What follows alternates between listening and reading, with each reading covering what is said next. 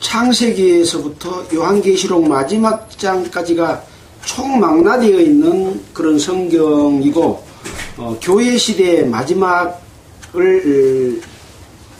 이야기하는, 교회를 총정리하는, 그러면서 또 앞으로 되어질 일들과 그 믿음을 가진 교회와 성도들이 자기 자신을 살피고 앞으로 되어질 일들을 바라보고 어떻게 살아야 될 것이 무엇인가 하는 것을 말씀해 주고 있기 때문에 굉장히 중요한 말씀인데, 사실은 이 말씀들을 접하기를 많은 사람들은 염려하고 잘 접하지 않는 그런 경향이 많습니다.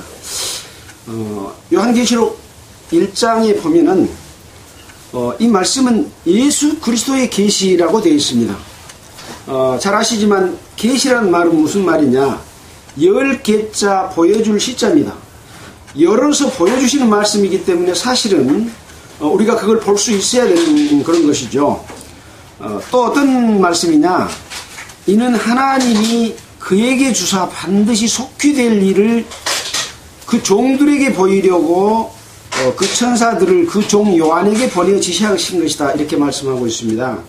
그래서 이 말씀을 주는 대상은 누구냐, 천사를 통해서 종들에게 보이시려고. 종들은 누구겠습니까? 우리는 하나님의 자녀지만 이 땅에 살 때는 우리가 예수님을 누구라고 부릅니까? 주님, 그렇게 부르잖아요. 예수님을 주님이라고 부른다고 하는 것은 나는 종입니다, 그런 의미입니다. 그래서 모든 종들에게 보여주시는 건데, 누구에게 그걸 보내어 지시하셨습니까? 천사들을 종 요한에게 보내어 지시한 내용입니다. 그래서 요한이 그것을 보고, 여기 지시라는 말은 어떤 말씀이냐, 세마니오 이런 말인데 사인을 준다, 그런 말입니다.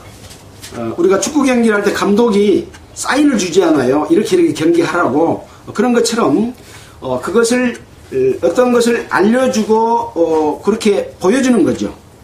그래서 이 내용을 이제 7 교회에 보내라라고 말씀을 하신 겁니다. 그래서 이제 7 교회에 보내는 말씀이 이제 2장에서 나옵니다. 에베소 교회에게 보내는 내용, 서머나 7개 쭉 보내는데, 이 교회가 처해 있는 상황, 그 교회가 믿음 안에서 올바르게 살고 있는지, 아니면 잘못된 마귀의 역사가 침투해서 교회가 변질되고 하나님을 섬긴다고 하는데 오히려 하나님을 거역하고 있는 이런 일들이 있는 것을 보여주고 있고, 또 어떤 것은 칭찬을 해주고 있습니다. 그래서 그 칭찬해 주는 것은 그것을 더욱 그렇게 살아야 되고 그것을 붙잡으라고 하는 말씀이고, 지적해 주는 말씀은 어디서 잘못되었는가.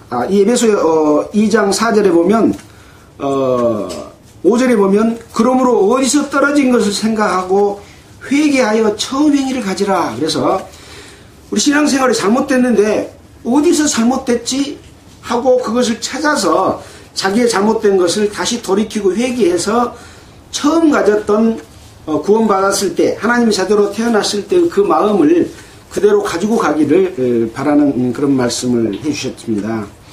그리고 반드시 귀 있는 자는 성령이 교회들에게 하시는 말씀을 들을지어다. 7 교회에 다 그렇게 말씀을 했어요. 모두 다 알아들을 수 있다면 그런 말씀을 하지 않았을 겁니다. 귀 있는 자라고 하는 말은 어떤 말입니까?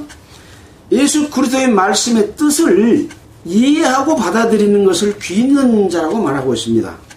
그래서 반면에 또 이기는 그에게는 어떻게 해주겠다 라고 말씀함으로 인해서 반드시 이 말씀을 듣고 돌이켜 회개하고 이기고 또 주님께서 우리에게 주시는 것을 지키라고 하는 내용이 7 교회에 제시되어 있습니다. 이제 이 교회의 내용에 대해서는 서마나 교회는 어떻고, 그 다음에 버가모 교회는 어떤 것이 잘됐고 잘못됐고, 도아디아 교회는 어쩌고, 이런 내용에 대해서는 이미 우리가 말씀을 서로 나누었기 때문에 유튜브를 통해서 이 내용은 다시 확인할 수 있을 것입니다. 자, 오늘은 이제 5장을 읽었기 때문에 그 직전에 4장에 있는 내용은 어떤 내용이었습니까? 2일 후에 내가 보니 하늘에 열린 문이 있는데, 그러니까 1장부터 3장까지는 예수님의 그 모습을 보고 이 사도 요한이 엎드려져 죽은 것과 같은 그런 상황이 됐습니다. 예수님이 머리에 손을 탁 얹고 말씀하셨던 내용이에요. 이 교회에 보낸 내용까지가. 그 다음에 이제 4절에는 2일 후에 내가 보니 하늘에 열린 문이 있는데, 그 다음에는 이제 하늘의 문이 열리고 하늘 가운데서 있는 모습들을 보여준 건데, 어떤 모습을 보여줬냐? 이후에 마땅히 될 일을 내가 너에게 보이리라. 그러니까 앞으로 말씀하는 내용은 이후에 마땅히 될 일을 보여주는 겁니다. 그 어떤 모습을 봤는데 그 모습은 앞으로 마땅히 되어질 일이라고 하는 것이죠. 그래서 계시록 1장 1절에 나와 있는 것처럼 이 반드시 속히 될 일을 그 종들에게 보이는 거죠. 우리에게 보여주시는 거죠. 그래서 성령에 감동하였더니, 성령에 감동되지 않고는 그 내용을 우리가 알 수가 없는 거죠. 마찬가지입니다. 우리가 하나님의 말씀을 우리가 깨달을 때도 성령의 인도하심과 역사 없이는 그 내용의 하나님의 뜻이, 예수님의 뜻이 무엇인지를 우리가 모르는 겁니다. 그 글자는 알고 쓰여진 사건은 알아도 그 내용이 무엇인지를 모른다는 거죠. 그래서 성령에 감동되어서 하늘의 보좌를 보게 됩니다. 그래서 하늘에 있는 보좌에 여러 광경들이 있습니다. 그 광경들에 대해서는 뭐 또 자세하게 말씀드리진 않겠습니다. 그 줄거리를 본다면 그 보좌 주위에 24장로들이 있고 또 그 주변에 네 생물들이 있고 그 네 생물들이 뭐 6날개를 가졌는데 앞뒤에 눈이 가득하고 날개에도 눈이 막 달려가지고 이렇게 날개 6날개가 펴서 눈이 그냥 가득해 있는 이런 광경을 보여줬습니다. 자, 그 다음에 또 이것을 보고 이제 거룩하다 하고 이제 주님을 찬양하신 그런 내용이 나오는데, 사실 이 보여준 모습은 하늘의 영광스러운 모습을 보여줬는데 그 모습이 무서운 모습이에요. 우리가 재판을 할 때 재판석에 가면 판사들이 판사복을 입고 딱 죄수를 앞에 놓고 재판을 할 때 두려운 모습이지 않습니까? 이 광경을 보게 되면 어떤 모습을 의도하는지를 우리가 알 수 있는 거죠. 여기는 앞으로 되어질 심판에 관한 일들을 이루실 그런 모습들을 보여주신 겁니다. 자, 그래서 거기에 나와 있는 찬송이나 찬양들을 또 그 찬양이 무슨 찬양이라고요? 이후에 마땅히 될 일을 내게 보여주는 찬양입니다. 자, 그래서 그 이루어진 일들은 이제 앞으로 되어질 일들 가운데서 그런 모습들이 이제 나타나게 됩니다. 자, 이제 오늘 읽은 내용들을 보면서 또 앞뒤 전후를 또 함께 살펴보도록 하겠습니다.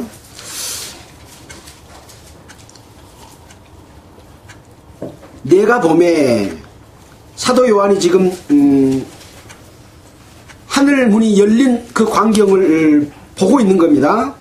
보좌에 앉으신 이의 오른손에 책이 있으니, 이 보좌에 앉으신 분은 하나님입니다.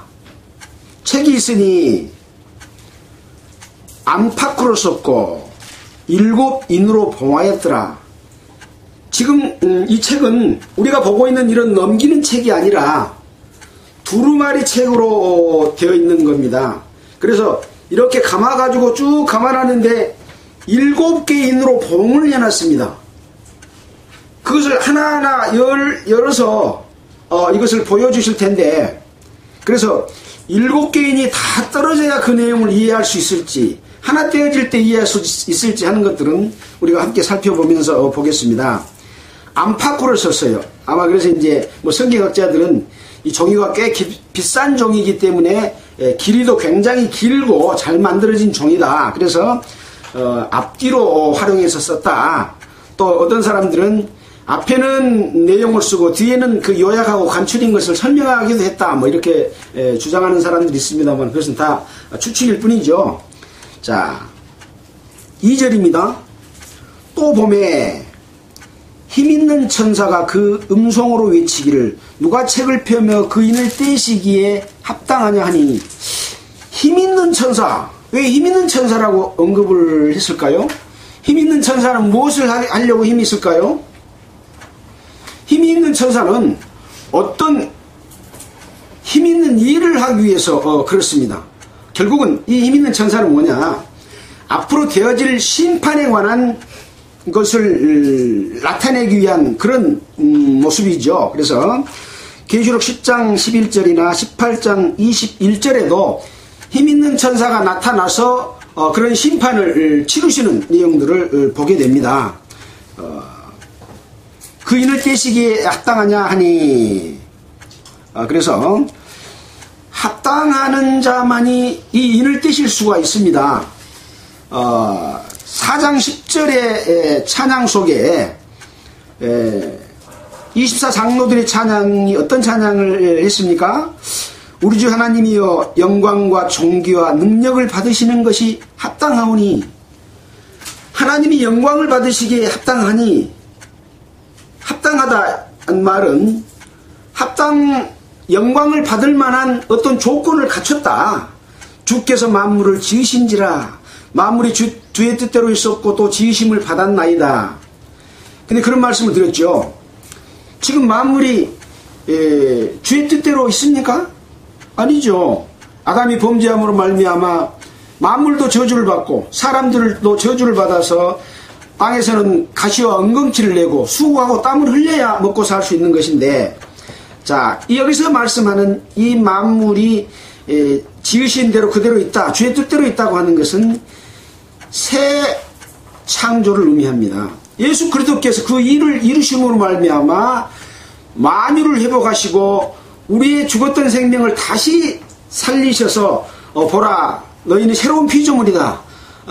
새로운 피조물이 되었은즉 우리는 주님께 영광을 돌려야 된다라고 하는 그런 말씀이 있는 것처럼, 새로운 피조물을 창조하신 그 창조, 그 지으심, 그것을 의미하는 걸로 생각이 됩니다. 그래서 그것을 이루시는 분, 그런 능력이 있으신 분, 그런 분만이 이 인을 떼시기에 합당하다라고 하는 것이죠. 하늘 위에나 땅 위에나 땅 아래에 능히 책을 펴거나 보거나 할 리가 없더라.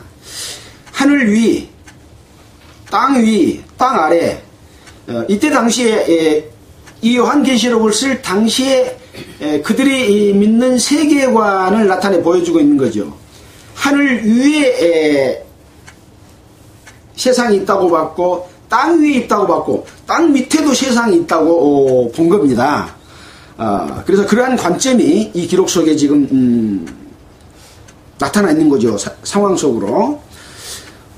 이 책을 펴거나 보거나 하기에 합당한 자가 보이지 않기로 내가 크게 울었더니, 이것을 보고 사도 요한이 이 봉인을 떼서 그 내용을 봐야 되는데, 하늘 위에나 땅이나 땅 아래에 능히 이 책을 펴거나 보거나 할 리가 없어서 울으니까 24장로 중에 하나가 내게 말하되 울지 말라. 유대지파의 사자 다윗의 뿌리가 이겼으니 이 책과 그 7인을 떼시리라 하더라. 이 장로들은 지금 하나님의 보좌 주위에 24장로가 둘러 앉아 있습니다. 그들은 이미 하나님의 영광을 깨닫고 알고 합당한 것이 무엇인지까지를 이해하고 있는 거죠. 지난주에 그런 말씀을 했습니다. 장로가 24명 뿐이겠습니까? 어떤 장로가 거기 앉았을까요? 이스라엘 장로가 몇 명입니까? 성소를 관리하는데 24명의 성소를 일할 사람들을 뽑았는데 그 사람이 죽으면 또 뽑아요. 또 뽑아.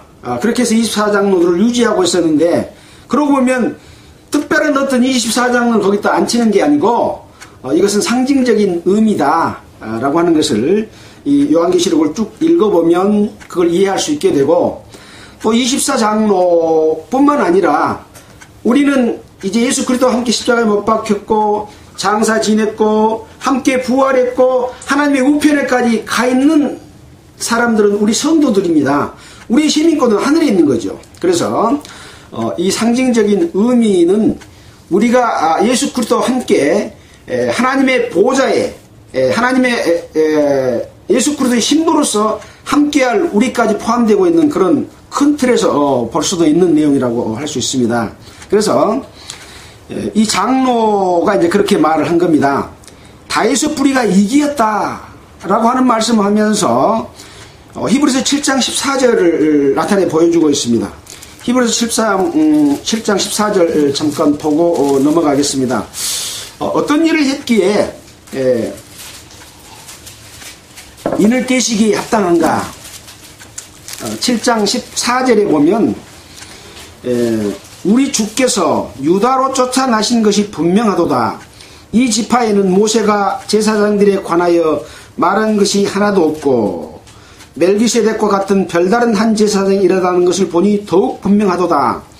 여기 보면 이 제사장들로 인해서 하지 않고 새로운 이 레위 지파의 반열 속에 속하지 않는 멜기세덱이라고 하는 대제사장, 그가 곧 예수 그리스도고 이 예수 그리스도로 쫓아서 주의 뜻을 이룰 것을 말씀하신 그분이 바로 그리스도다, 예수다 하는 내용의 기록이 7장에 뒤에까지 쭉 나와 있습니다. 그래서 이 예수는 영원히 계심으로 그 직분도 갈리지 아니하고 예수님께 나오는 자를 언제든지 구원하실 수 있는 능력을 가지신 분이다.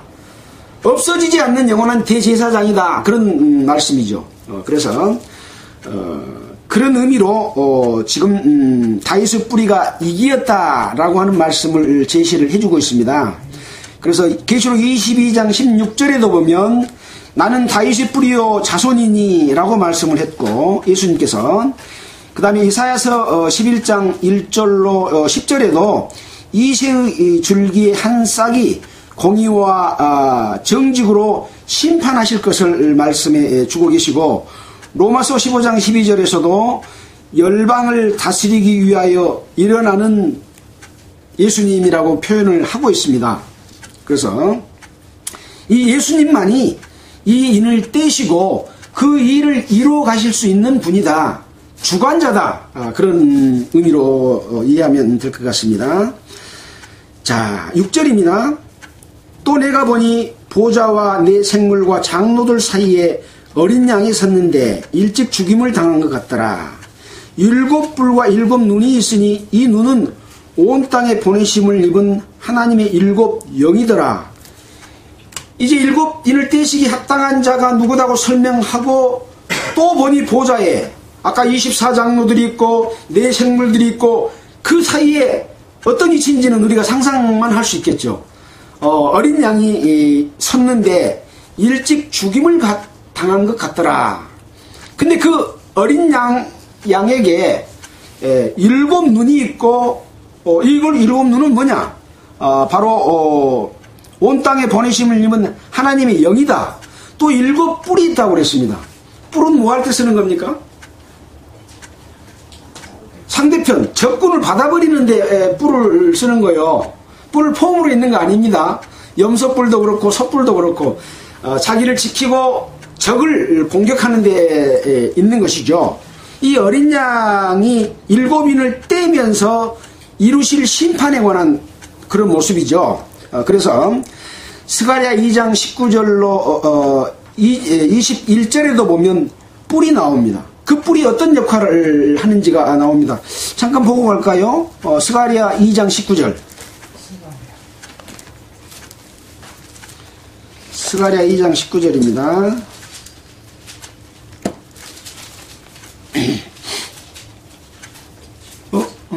잠깐만요.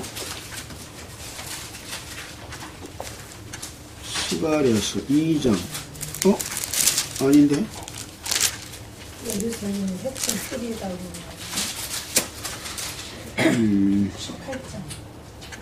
18장. 18장이요? 18장. 18장? 2장 18장? 아니, 2장이 아니에요. 예, 1장입니다. 1장. 예, 죄송합니다. 18절로 보면, 내가 눈을 들어본 즉, 네 뿔이 보이기로, 이에 내게 말하는 천사에게 묻되, 이들이 무엇입니까? 내게 대답하되, 이들은 유다와 이스라엘과 예루살렘을 해친 뿔이다. 여기는 예루살렘이 범죄할 때 이 예루살렘과 유다를 해친 뿔이에요. 이 뿔은 뭐 하는 거예요? 상대편을 해하는 것이다 알 수가 있는 것이죠. 밑에 보면 유다 땅을 해친 열국의 뿔을 떨어치려 하느니라 라고 이제 그때 당시 상황을 들어서 이야기를 했습니다. 바로 이런 뿔을 어린 양이신 예수님의 머리에가 7뿔이 있는 거죠. 자, 7 눈은 뭡니까? 눈은 뭐 하는 거예요? 보는 거예요. 아까 네 생물들이 6날개를 가지고 있는데 6날개 옆에와 또 머리 뒤에와 앞에와 눈이 쫙 달려서 날개 밑에가 눈이 수십 개가 달렸어. 그러면은 거기에 그 눈에서 그 환란에서 재앙에서 피하여 숨을 자가 있겠습니까? 아무도 없는 거죠. 모든 것은 하나님 앞에 드러나 있는 아무도 피하여 숨을 자가 없는 그런 일들을 나타내 보이는 것이죠. 자, 그래서 이 눈은 온 땅에 보는 심을 입은 하나님의 7 영이더라. 이 7 영은 무슨 일을 합니까? 바로 천사가 그 일을 하는 그것을 일하는 자를 나타냅니다. 어린 양이 나와서 보좌에 앉으신 이의 오른손에서 책을 취하시니라. 책을 취하심에 네 생물과 24장로들이 어린 양 앞에 엎드려 각각 검은고와 향이 가득한 금대접을 가졌으니 이 향은 성도들의 기도들이라. 그래서 이 네 생물과 24장로들이 노래를 합니다. 책을 가지시고 인봉을 떼시기에 합당하시도다. 일찍 죽임을 당하사 각 족속과 방언과 백성과 나라 가운데서 사람들을 피로 사서 하나님께 드리시고 저희로 우리 하나님 앞에서 나라와 제사장을 삼으셨으니 저희가 땅에서 왕노릇 하시리로다. 이런 찬양을 드립니다. 지금 이 광경들은 언제 이루어질 광경입니까? 지금 보여주고 있지만 4장 1절에 이후에 마땅히 될 일을 내가 너에게 보이리라 그렇게 말씀했잖아요. 이 말씀 잊어버리면 그때 일어나는 일로 착각을 할 수가 있습니다. 항상 그 시점이 어느 시점인가 하는 것을 아는 것은 대단히 중요한 일이죠. 벌써 여기서 지금 찬송을 드리고 있습니다. 이것은 앞으로 되어질 것에 관한 찬송을 미리 보여줬다고 할 수가 있겠습니다. 그래서 계시록 14장 3절로 4절을 보면 이와 똑같은 찬양을 14만 4천 이스라엘의 구원받는 자 숫자라고 하는 14만 4천이라고 하잖아요. 그 14만 4천이 이 똑같은 찬양을 드리게 됩니다. 그때 이루어질 일들을 미리 보여주고 있는 것이죠. 자, 나라와 제사장으로 삼으셨으니 이 나라는 왕과 제사장으로 삼으셨으니라고 흥정역은 번역을 하고 있습니다. 이래서 이 새 노래는 성도들의 노래고 성도들이 예수님을 찬양할 것을 미리 보여주고 있다. 그러면 우리 유대인이 아닌 우리 그리스도인들은 이 찬양을 못할까요? 예, 그래서 그런 내용들은 나중에 이제 공부하면서 함께 보겠습니다만은 항상 우리는 동일한 성도들의 무리 가운데 있다고 하는 것을 생각하고 이 찬송과 찬양이 우리의 찬양이다, 나의 찬양이다, 그렇게 생각을 할 수가 있습니다. 그래서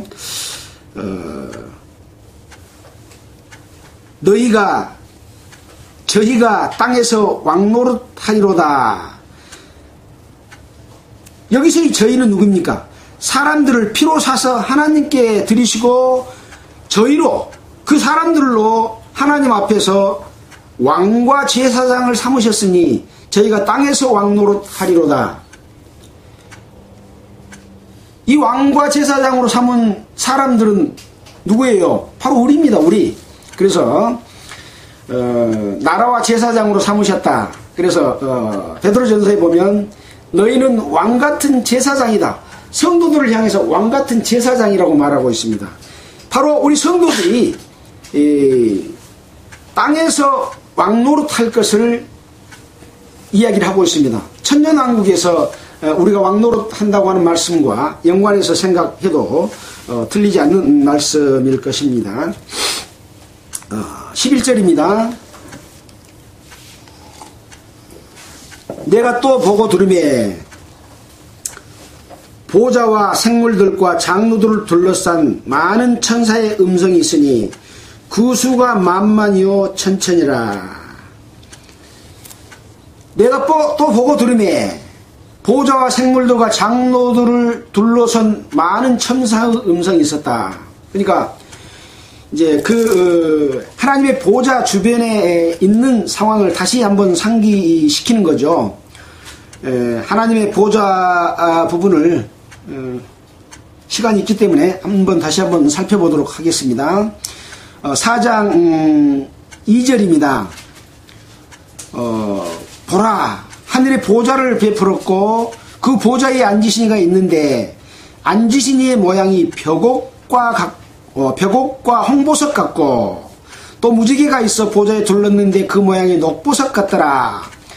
이걸 공부할 때 이 벽옥, 홍보석, 무지개 이런 부분, 녹보석 이런 부분은 역대상이나 출애굽기나 또 이런 부분에 다니엘서나 이런 것에 보면 심판할 때 입은 사람들의 옷에 이것이 연결되어 있는 그런 보석들입니다. 재판관의 모습인 거죠. 녹보석 같더라. 또 보좌에 둘러 24 보좌들이 있고 그 보좌들 위에 24 장로들이 흰 옷을 입고 머리에 금멸관을 쓰고 앉았더라.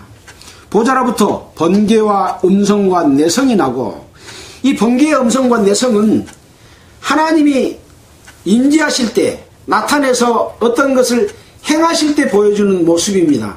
그래서 모세가 시내산에서 하나님이 나타났을 때 이런 모습을 보여줬지 않습니까? 그래서 관주로 그런 부분들을 제시하고 있고 이 하나님 앞에 백성들이 가까이 있으면 안 되니까 멀리 있도록 하고 모세만 가서 하나님을 만날 수 있도록 했습니다. 죄 있는 사람이 하나님 앞에 서게 되면 하나님이 공격해서 죽일까 하노라 라고 말씀하셨던 것처럼 이런 무서운 그런 모습을 나타낼 때 하나님의 임재와 심판 또 직접 나타난 모습들을 이렇게 표현하고 있는 거죠. 보좌 앞에 7 등불이 켠 것이 있으니 이는 하나님의 7 영이라. 이 7 등불이 켜져 있는데 이것은 오늘 읽었던 7 영과 같은 영이죠. 무엇을 하겠습니까?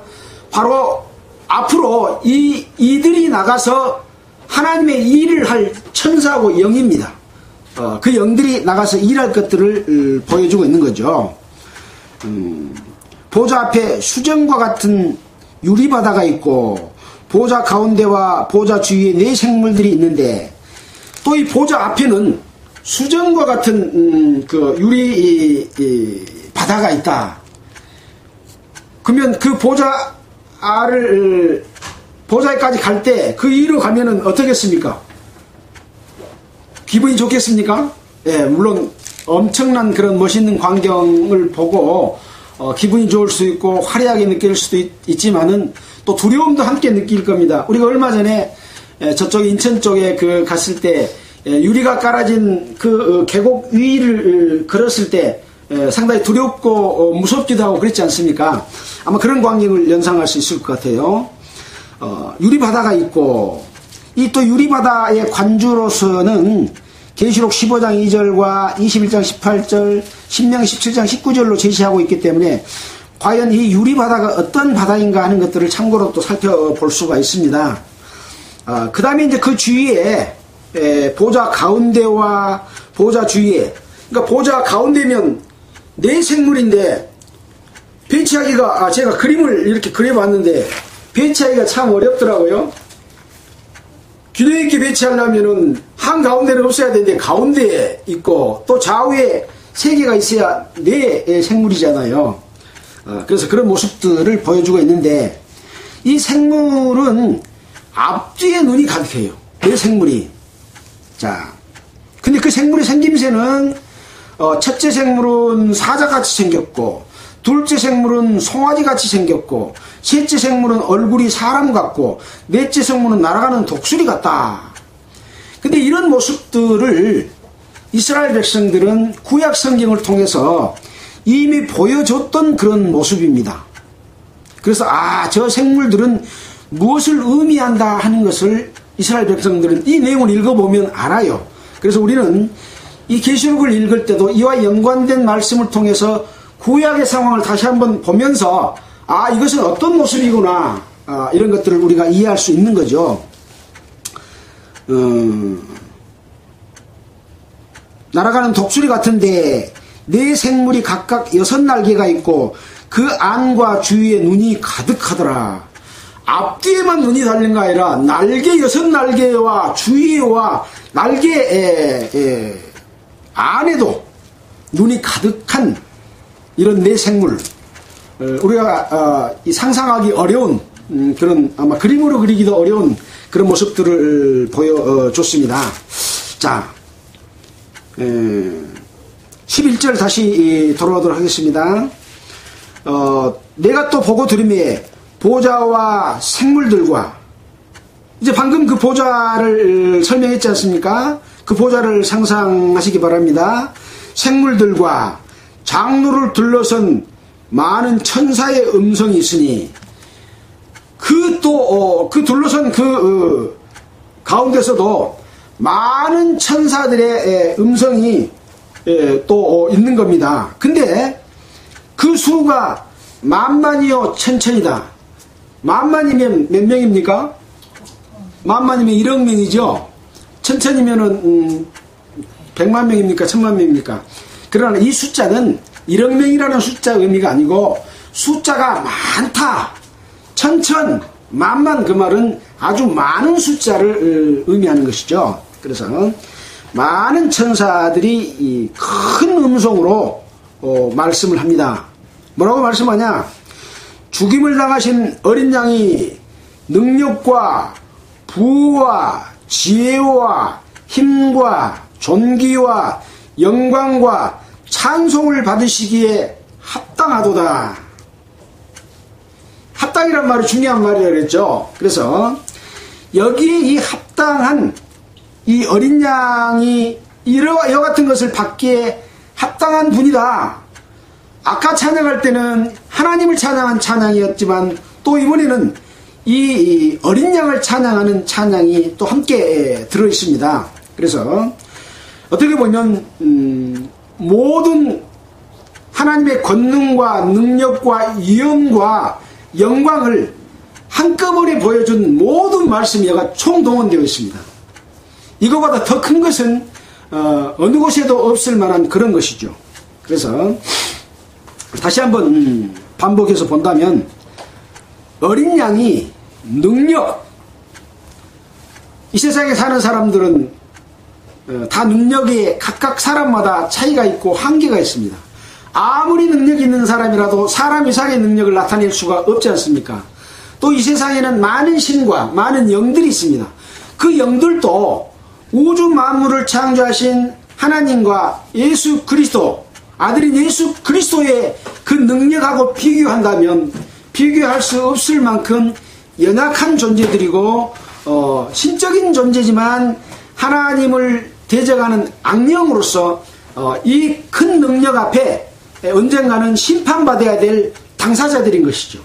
그래서 이 능력이라고 하는 말씀은 온 우주 만물 가운데서 가장 큰 능력, 거기에 아무도 거스릴 수 없는 그런 능력, 왕의 능력, 그런 능력을 말씀하고 있는 것이죠. 그래서 그 능력과 부와, 사람들은 부를 돈 많은 것을 부로 생각할 수도 있겠습니다만 여기서 말한 부는 우리에게 필요한 모든 것을 다 주실 수 있는 분. 사람마다 취미가 각각 틀려. 좋아하는 것도 틀리고 각기 나름대로 다 어떤 것을 구하지만 하나님께서는, 예수님께서는 모든 것을, 우리가 필요한 모든 것을 다 주실 수 있는 그런 부지요. 그런 부를 우리에게 주실 수 있는 그런 분이죠. 또 지혜와, 사람들은 지혜를 구합니다.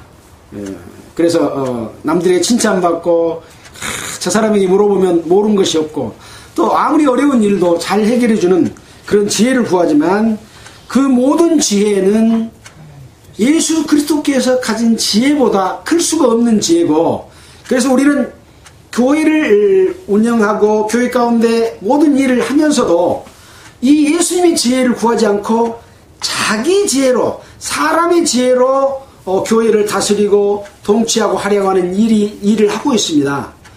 이것이 대표적인 일이 바벨탑을 쌓는 일과 같은 일이고 종교를 의미합니다. 그래서 사람들은 이런 지혜로, 자기 지혜로 하나님의 지혜를 배척함으로 말미암아 자기 꾀에 자기가 빠지는 이런 일들을 사람들이 하고 있는 거죠. 그래서 그 예수님의 지혜, 그래서 사도 바울의 서신서도 보면 위로부터 오는 것이냐 아래로부터 오는 것이냐, 땅의 것이냐 위로부터 오는 것이냐 하는 것들을 구분해서 늘 말씀해 주시고, 위로부터 오는 것은 하나님이, 예수님이 나에게 맡겼다라고 사도 바울이 말하면서 교회에서 어떻게 행하는 것이 바른 길인가에 대해서 늘 말씀하고 계시는 그런 지혜라고 할 수가 있겠습니다. 또 힘과, 힘에 대해서는 여러 번 설명드렸기 때문에 더 이상 드리지 못할 만큼 그런 힘이죠. 그 다음에 존귀와 가장 귀한 것, 금은 뭐합니까? 아니면은 내 사랑하는 자녀들입니까? 아내입니까? 남편입니까? 형제간들입니까? 가장 존귀한 자가 누구이냐? 예수 그리스도께서는 가장 존귀하신 분이요. 누구 앞에? 하나님 앞에. 우주 만물을 주관하시는 분 앞에 가장 존귀한 자인데, 그 존귀한 속에 우리가 들어있어야 안 들어있어요? 우리가 들어있는 거예요. 그래서 여기에 말씀하시는 이와 같은 존귀와 영광과 찬송을 받으시기에 합당하도다라는 그 합당 속에 우리가 예수님 안에 들어가서 예수님이 행하시는 힘과 능력과 영광과 존귀와 부와 능력과 지혜를 함께 행할 수 있는 우리가 그 자들인 것이죠. 그래서 왕과 나라와 제사장으로 삼으셨다는 것도 다 그런 의미 속에 들어있는데, 그렇지 못하는 자들이 너무 많고 그 가운데 있지 못하면 그것은 제외된 사람인 거예요. 그것을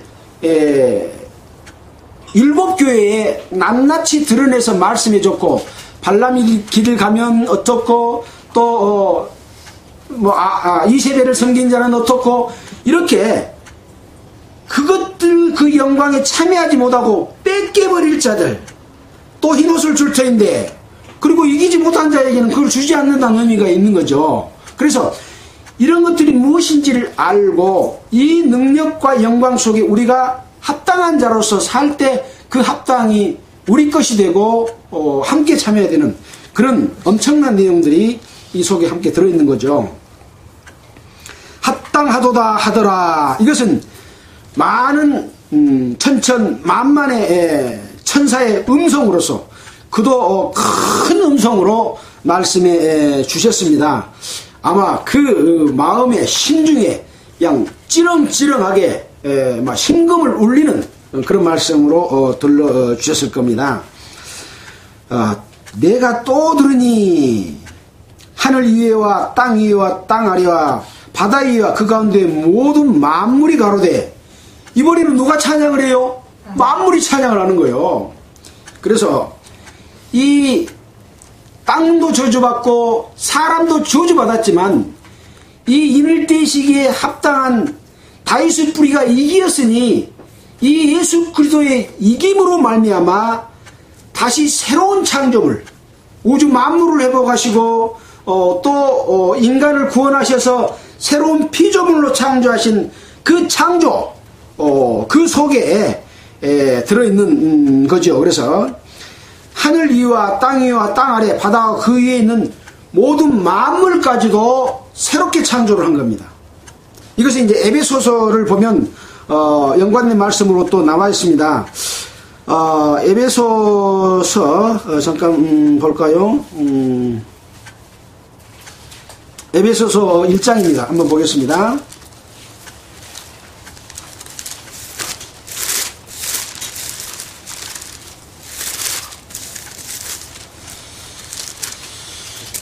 에베소서 1장에 보면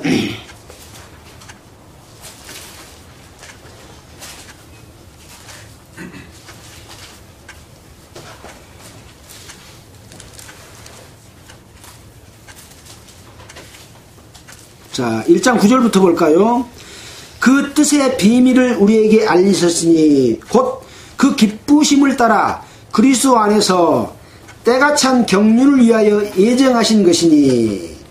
교회를 예정할 것을 말씀하시고 그것 하나하나 설명한 가운데서 있었던 말씀입니다.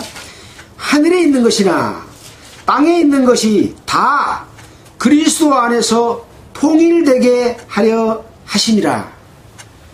통일되게 한 겁니다. 하늘에 있는 것이나 땅에 있는 것이나 다 하나님의 피조물이죠. 피조물을 거룩하고 영화롭게 영광스럽게 바꿔주신 것입니다. 그래서 우리 교회를 택한 이유도 점도 없고 흠도 없는 교회로 만들어 가시는 하나님의 역사 가운데 있습니다. 그래서 나중에 예수 그리스도의 신부가 될 교회는 점도 없고 흠도 없는 교회를 이야기하고 있습니다. 자, 다시 5장 13절로 돌아오겠습니다. 보좌에 앉으신 이와 어린 양이 찬송과 존귀와 영광과 능력을 돌릴지어다 라고, 이 찬양은 모든 만물이 찬양한 겁니다. 만물이 소리가, 사람은 들을 수 없지 않습니까? 근데 만물의 소리를 하나님은, 예수님은 그 찬양을 들으실 수가 있는 거죠. 만물이 노래하는 모습, 만물이 즐거워하는 모습, 기뻐하는 모습, 아마 이것을 위해서 창조되었고, 그 창조가 이제 영광 가운데서 다 이루어질 것을 어쩐다고요? 이루어질 것을, 이후에 마땅히 될 일을 내가 너에게 보여주는 것이다. 그래서 오늘 우리가 봤던 이 내용은 우리 눈으로는 보지 않았지만 사도 요한을 통해서 보여준 내용을 우리가 읽고 상상을 통해서 우리가 그것을 보았는데, 그것은 앞으로 되어질 일, 이후에 마땅히 되어질 일들을, 또 속히 되어질 일들을 우리에게 보여주신 내용이다. 그 속에 모든 영광이 다 들어있었다. 그러면 이제 앞으로 되어질 일, 아까 보좌에 앉으신 이의 모습과 또 네 생물의 모습과 또 7 영의 모습을 봤을 때, 또 예수님의 머리에 달린 뿔을 봤을 때 심판이 곧 임박하고, 이 영광이 이루어지기 위해서 어떤 것들이 이루어질 것을 지금 6장 위의 말씀 속에서는 기록이 되어 있습니다. 그래서 14절을 읽고 마무리하도록 하겠습니다. 이렇게 찬송하니 네 생물이 가로되 아멘 하고 장로들은 엎드려 경배하더라. 네 생물이 어떻게 생긴 생물이에요? 사자 같고, 또 얼굴이 사람 같고, 또 독수리 같고, 송아지 같은 이 얼굴, 눈이 가득 달리고 이런 생물들이 아멘 그랬으면 어떻겠어요? 이제 일하러 가겠다 그거 아닙니까? 예, 일하러 가겠다. 곧 일이 일어날 겁니다. 그래서 이제는 6장부터는 그 일이 이루어진 내용들을 쭉 이루어질 것을 기록을 하고 있는 거죠. 그래서 처음에는 7 봉인, 첫째 인을 떼실 때에 7째 인을 뗄 때까지 이야기가 나오고, 그 다음에는 7 나팔이 되어질 이야기가 나오고, 7 대접이 되어질 이야기가 나오고, 쭉 내용이 나옵니다.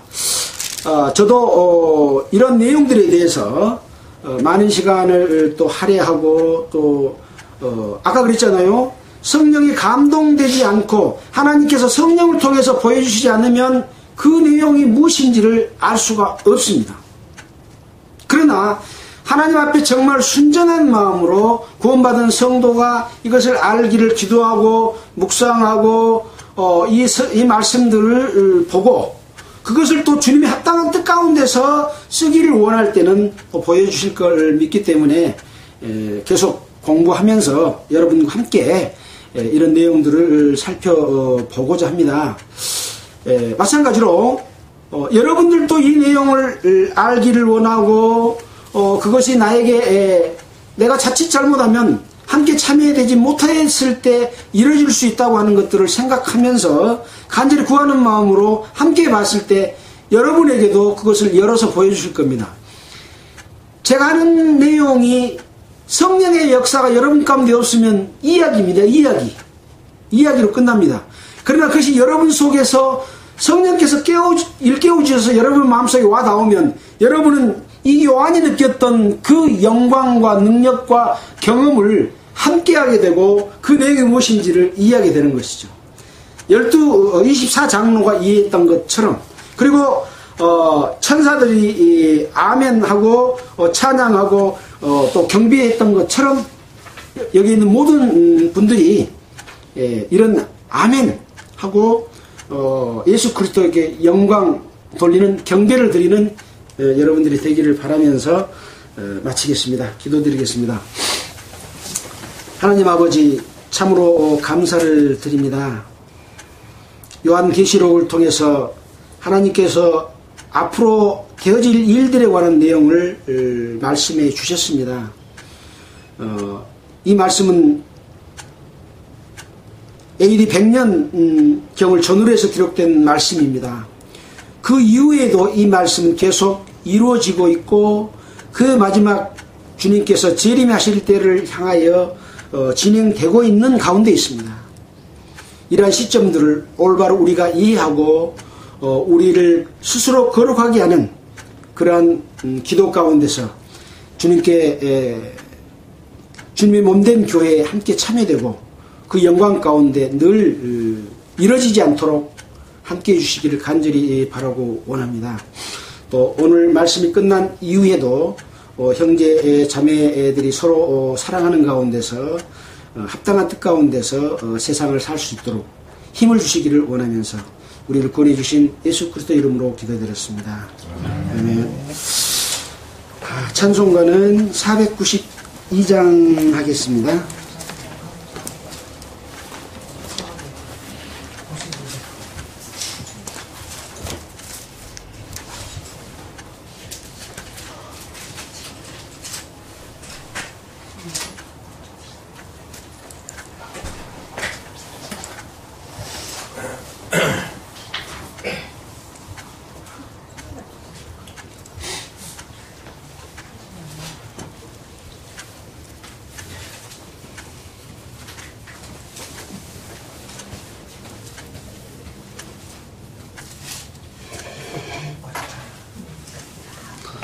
(492장) 찬송입니다.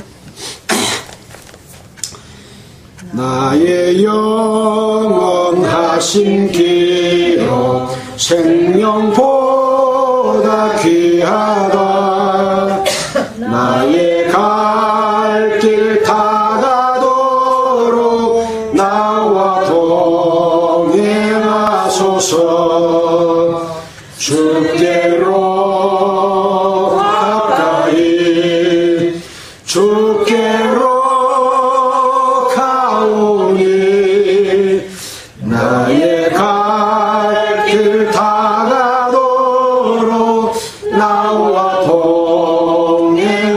하소서. 세상 복이 아니함과 모든 명예 버리고 험한 길을 가는 동안 나와 동행하소서. 주께로 가까이 주께로 가오니 나의 갈 길 다가도록 나와 동행하소서. 어두운 골짜 지나가며 험한 바다 건너서 천국 문에 이르도록 나와 동행하소서. 주께로 가까이 주께로 가오니 나의 갈 길 다가도록 나와 동행하소서.